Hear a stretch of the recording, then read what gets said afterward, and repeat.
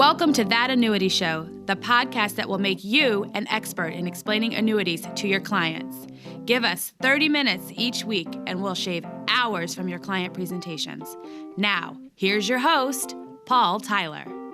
Hi, this is Paul Tyler, and welcome to another episode of That Annuity Show. And this is actually a very cool one. It's part of it's in person, some of it's remote. We're bi-coastal, bi-regional, outside the country. Bruno, good to see you. Thanks for bi-continent. Yeah, Canada. We've got coming to you from a variety of locations, and I'll kind of go around the wheel. Tom Buckingham, welcome. I think the first time I'm going to call you co-host or guest host for the show as well. It's great to be here. It's good to be here. James Wong, welcome. Thank you. Good to be back. Repeat taste for podcasts. Exactly. Yeah. Repeat guests too. We've got a number of returning guests here, and I'll telegraph this episode is going to be very interesting because AI has been in the news for a long time.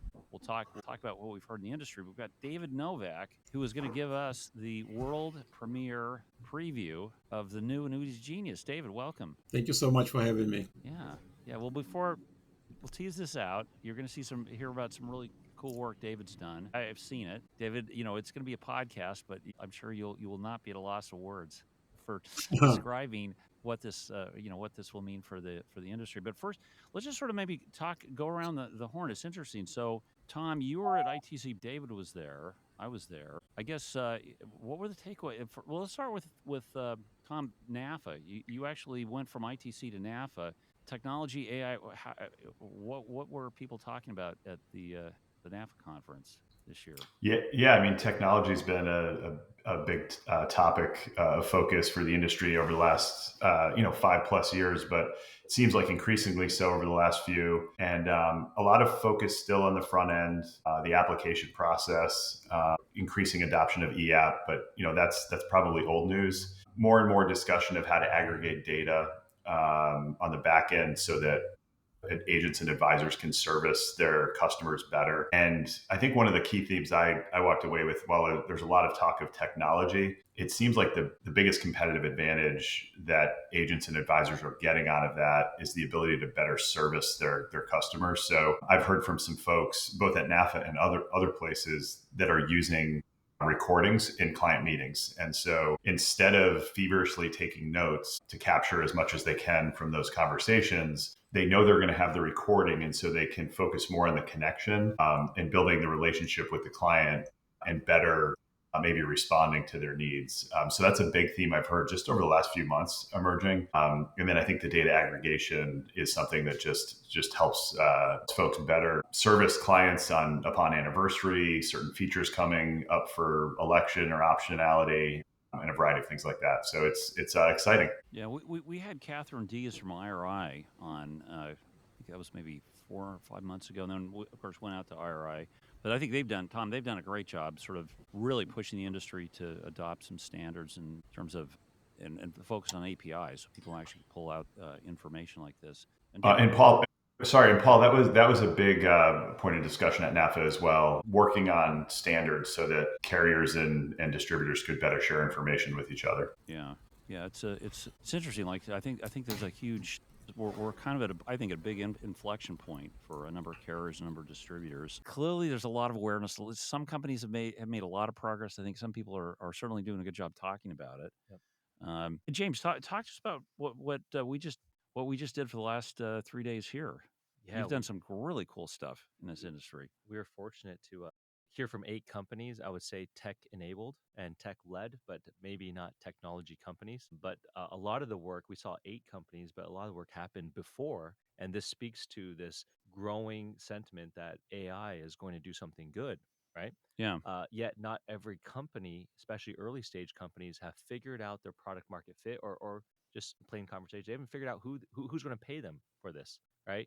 Yeah. And so we found 8 of tremendous companies run by great founders who've actually productized AI, right? And have gotten some market validation by getting the first paying customers, if not many. And we got to hear that in a room full of ex-operators of IMOs, BGAs, RIAs, BDs, as well as carrier folks in the C-suite level. So it was a wonderful Shark Tank meets friendly insurance folks building something really neat. I've been on this since really we found that there's some really fantastic people coming in, doing some really neat things, solving our problems. And yet many lost the opportunity to keep doing that because they didn't get capital, they didn't get the contacts, they didn't get traction ultimately.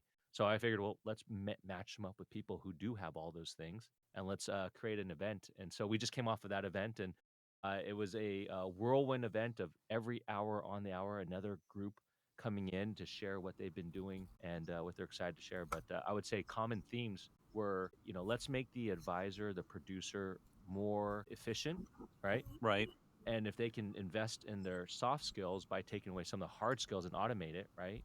That's a great thing, right? The other piece is, how do we make the insurance protection products that we offer, or wealth management services, more applicable, not just for the product that they have, but also the overall service. So it gives more touch points to their client to, again, lean in on the relational piece, which makes this industry so much fun. Yeah, I think what you've done is find a group of people in the life and annuity space who know the business, who are willing to give their time and their money to help other startups in the space build their businesses. And Tom, just to connect dots, it's Laura Dean Haber was up here listening as well. We had I think probably about $3 billion in venture/angel money at this event, all focused on the life and annuity space, which is unheard of. I think it's wonderful. And if we start seeing more deals happen as we're seeing, and we're all paying attention, I think we're going to get more really strong players into our space saying, I can build a reasonable business and continue to do that in this sector. And David, ITC is interesting. I said that every single booth had AI on it. If you didn't have AI, you probably, something was wrong. You had an old booth. But we had a great time to catch up. And maybe let's pivot to what you're doing. We saw a lot of really interesting ideas in different places over the last couple of days. Tom, you mentioned note taking. We saw some real interesting CRM innovation, some innovation on the on training, education, analysis of people's book of business for cross selling. Some PNC, people actually trying to solve the issue of getting somebody who's a PNC agent to sell life insurance. But let's the show's named as That Annuity Show. We gotta talk about annuities. So tell us, people know who, I think, everybody knows who the genius is, I think, at this point. But talk to us. Yeah. Yeah. So maybe tell people who you are if they don't know you, your company, and then let's talk about what you're about to roll out and how AI is sort of taking your platform to the next level. Sure. Thanks again, Paul, and you guys to have me here. My name is David Novak. I'm the founder of Agata Global Tech. We are an insurtech company focused on making annuities industry clear, transparent, and intelligent. What does Agata Global Tech really do? The answer is very simple. We operate on 3 different levels. Number 1, we scale data infrastructure, powering intelligent distribution and supporting carriers and IMOs. Number 2, it's a B2B sales enablement platform, Annuities Genius, used by thousands of advisors and distributors every day. And number 3, we also have an R&D lab. It's my secretive lab. This was a joke. It's a very secretive lab. It's developing the next wave of retirement innovation. So I was fortunate to see a demo, of what you're doing, but kind of describe your system. I know you've got a lot of fans here in terms of how I think you can correct me, but if I were to describe you, I think you've got a very interesting system that makes it simple to select, sort out, recommend annuities to customers in a relatively quick basis. I don't know. I'll throw this at James. You've been in the business. How would you describe what David's done? I think about the policy life cycle has policy promotion, policy position, policy fulfillment, and then policy review or analytics, right? And then I look at it as a self-completing circle, because it goes back. If it's done well, you should be able to reposition and promote a new policy or a new protection product. I feel the Annuities Genius is one of the closest to have all of those components together under one solution. So I think it's fantastic. And I think evidenced by how many people are joining, signing up, and paying that fee, which is very hard to do, to get an advisor or an agent to spend any money of some sort for something. How do we do, David? We're doing fantastic. Well, me and you were on ITC show, and we walk everywhere, and everybody, like you said, AI, I have AI.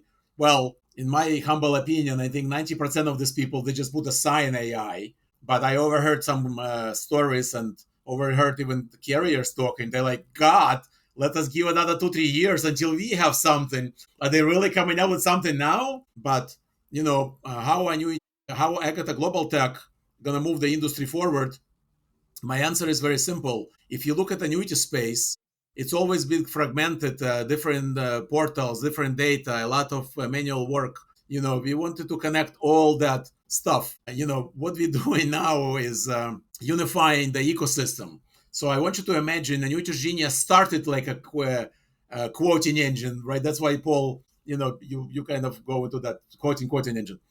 Which is okay. It's a unified ecosystem connecting advisors, IMOs, and carriers in one flow. It means fewer silos, faster processes, and better transparency for everyone involved. Okay. And the next step is bring the same clarity to consumers so they can finally understand and trust, what they buying. So technology has always been a great equalizer. Look at what Zillow or Redfin did for real estate, right? Robinhood for investing, not even mention Uber or Amazon. They all made access convenient and transparent, and they bring it to a new standard. That's exactly what we're building for retirement space. We would like to build an operating system. And in our secretive lab, I've been working for that for the last 8 years now. So now you and James got lucky to see some of Grand AI. Tuesday, we're going to have a grand open in your Grand AI.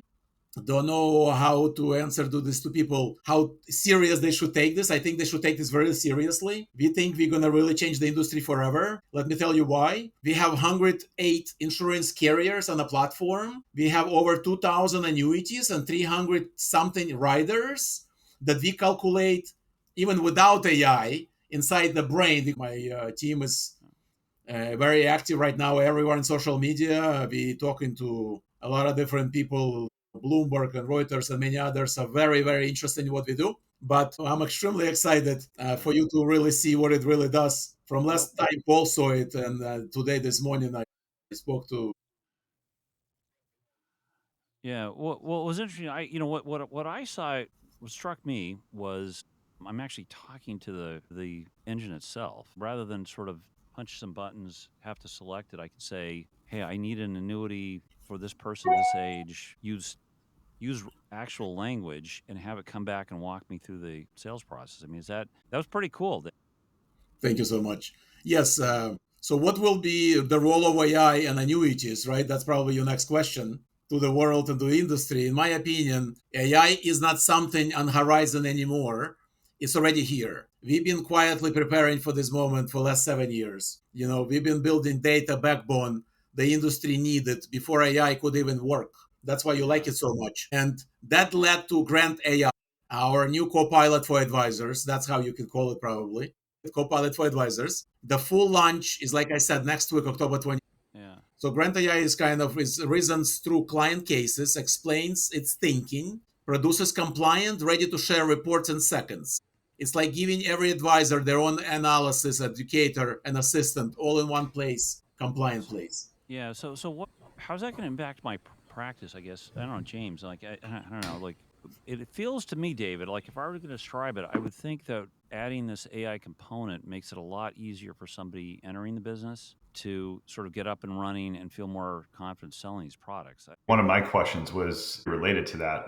What's the primary, or what are the primary problems that you were trying to address for advisors out there, and how will this help? Both questions are amazing. I would just say that our industry is the last industry that dying to have a facelift, dying for disruption, dying to change things and make annuities not hated, the most hated product in the world, but the most loved product in the world. And I believe Grant AI and Annuities Genius, and for the last 7 years, already helping the agent to be transparent, clear, right? And deliver what's the best for them, not what's the best for your FMO, or what's the best commissions for me as an agent. So I think, Tom, it's going to totally transform the way we work. Okay, it's not because I create this. AI been created some years ago, but we just the first ones to really bring it to annuity space. And how it's really going to help. Grant AI is going to help advisors. I guess that's what your question is. So it's advisors describe client case, such as my client, John, is 62 years old, planning to retire in 5 years, wants steady income for moderate risk, right? Grant AI then instantly runs the data and compares products, delivering results in a form or a short-lived in a plain English explanation and compliant report. This process, while conversational in feel, right, involves complex reasoning and calculations performed in seconds. So what used to take you days now takes you really seconds in the most compliant way. And you can solve the case, you can help the consumer literally in second in the most compliant way ever, Tom. It's never been done before like this. In Annuities Genius already for the last 7 years, everything you run inside the Genius platform, you can record keep in your file for FBI and compliance. Now AI just does this all for you. No. AI won't replace advisors. Instead, it will elevate them. Okay, it handles the heavy lifting, including research, calculations, and documentations, allowing advisors to concentrate on the most important aspects, building trust and forecasting client relationships. In many ways, it enhances human element rather than dismissing it. So I don't think they're going to be replaced. Yes, this is James. David, to the degree that you shared with me what I saw as being just a portion of what you're rolling out officially later, I would answer, Tom, your question a little bit in the sense that I don't know if advisors today or producers feel pain, right? Sometimes they don't know a product exists until they experience it and they go, wow, that's what I need, right? I would put that conversation right in the same bucket as Annuities Genius, because where I think they have done some really incredible work is they've met the need to how the agent or advisor wants to communicate and interact to get the information education that will help them be more successful and more efficient, right? So I look at what they've done. Mind you, it's just a tip of the iceberg, probably, David, only shared with me. But I look at it 2 ways, right? So I think it will help educate the advisor or producer's office staff, because you can engage in it and learn so much from it by going down. I wouldn't be surprised if some who sign up say every hour for the next 7 days, commit an hour to just interacting with this, right? I think you're going to learn a lot. The staff will learn a lot. Second thing is just coming back to how this should be delivered, the customer experience. I agree with you, David, on the comments. Whoever wrote them is spot on, because when I looked at it, I said, I don't ever want to have to write or have to do a fact finder intake form and then upload it. I want to just talk and say, I've got an 86-year-old.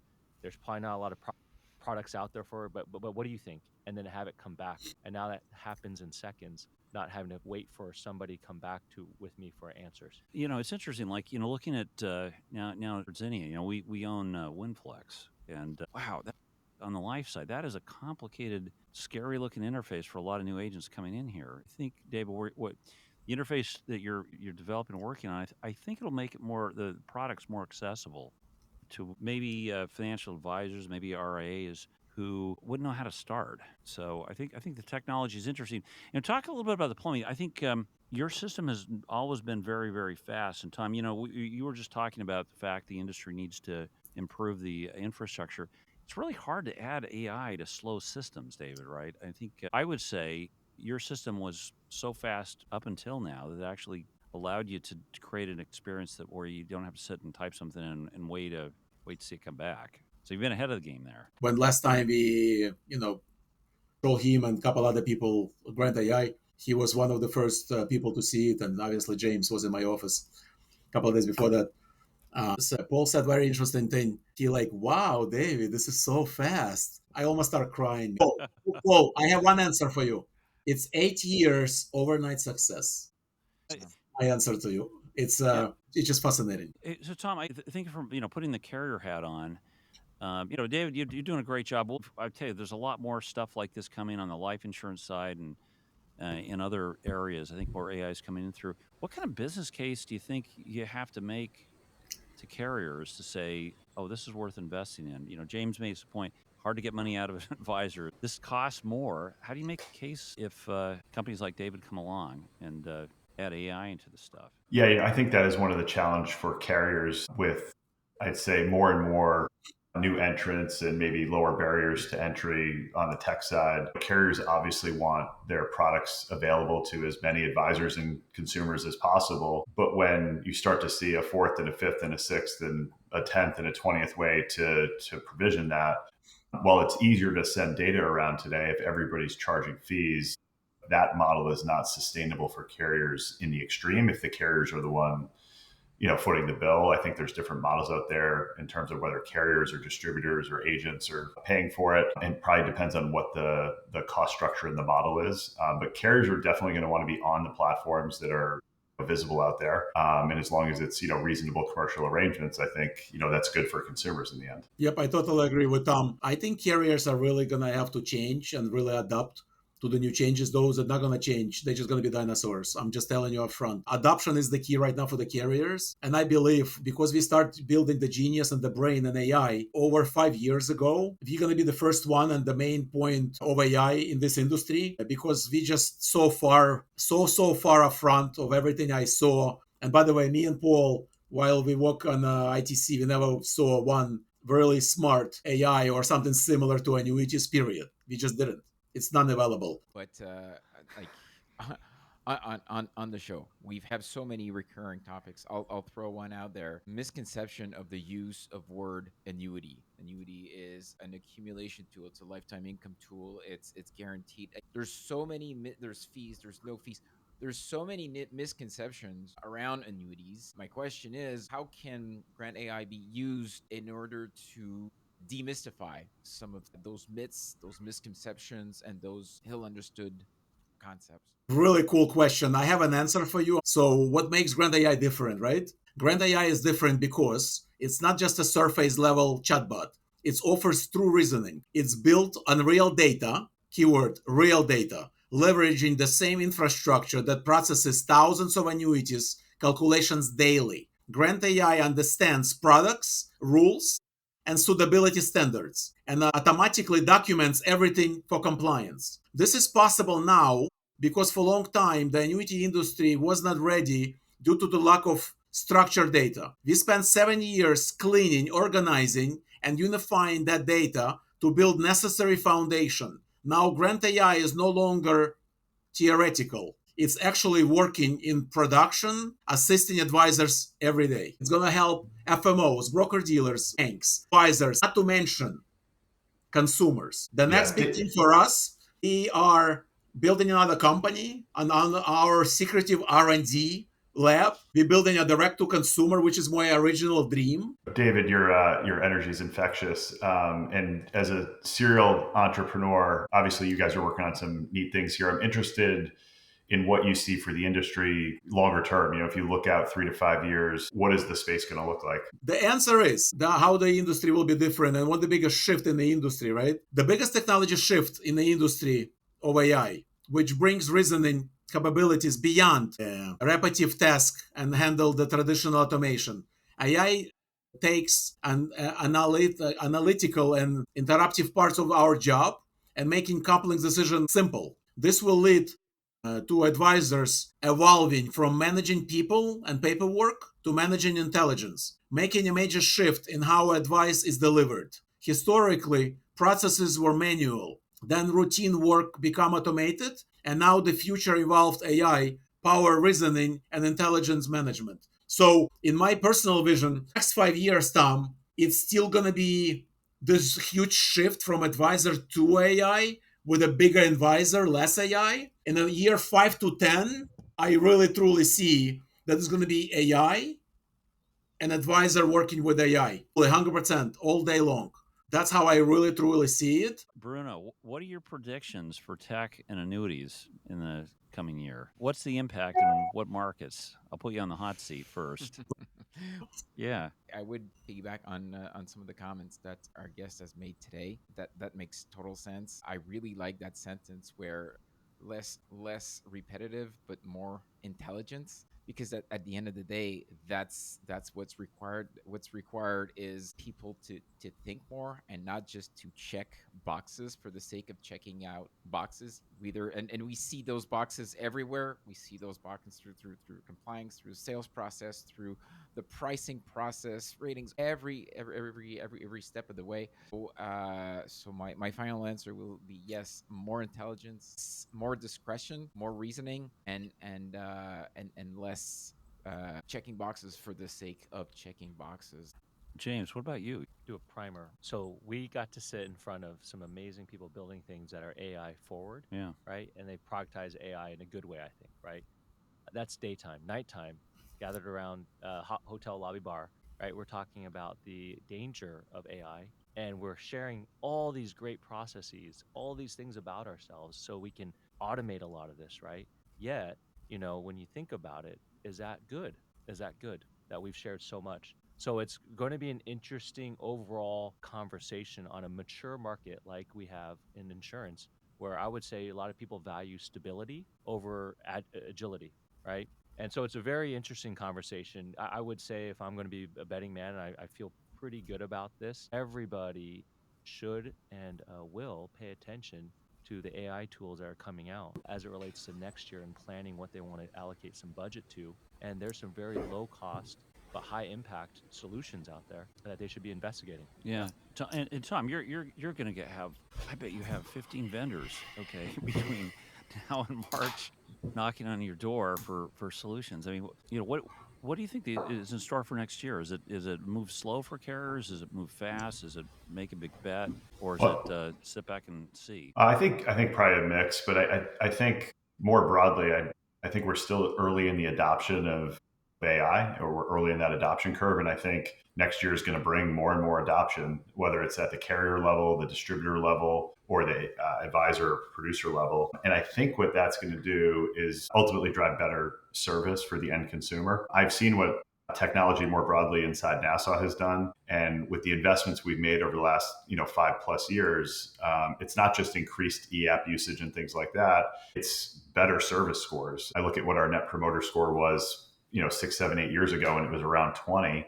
And now it's in the mid 60s. And for our new business team, where we made the investments earlier in that cycle, it's in the 80s.